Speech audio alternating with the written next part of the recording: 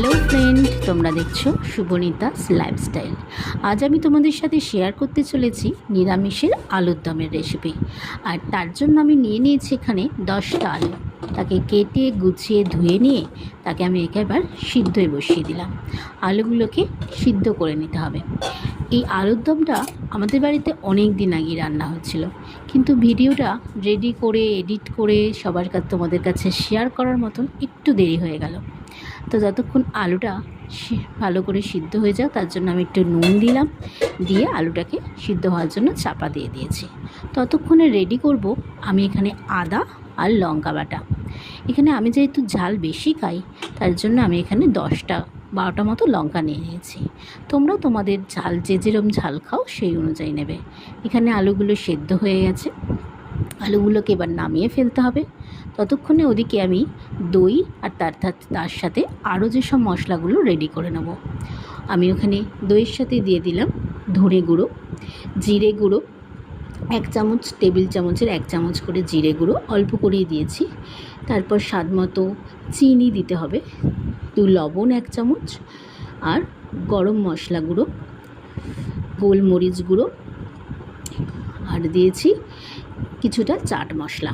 সব কিছু দিয়ে ভালো করে মিশ্রণটাকে ফাটিয়ে নিতে হবে। আর একটু সামান্য ময়দা দিতে হবে যাতে দইটা কড়ায় ফেটে না যায়, যার জন্য ময়দাটা দিয়ে ভালো করে এটা ফাটিয়ে আমি রেখে দেবো।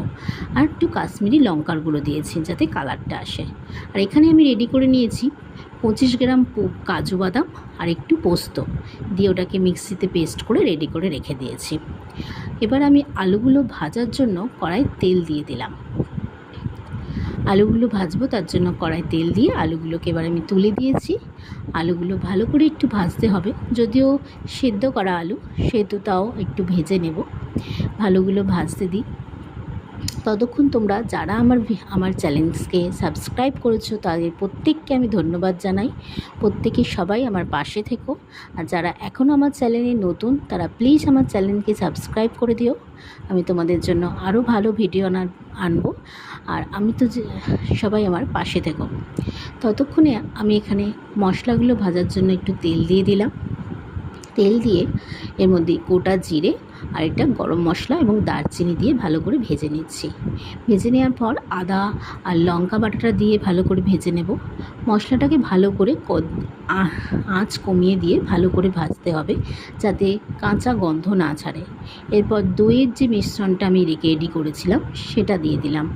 মশলাগুলোকে ভালো করে ভাজতে হবে যতক্ষণ না মশলা থেকে ভালো করে তেল বেরোচ্ছে, না হলে কিন্তু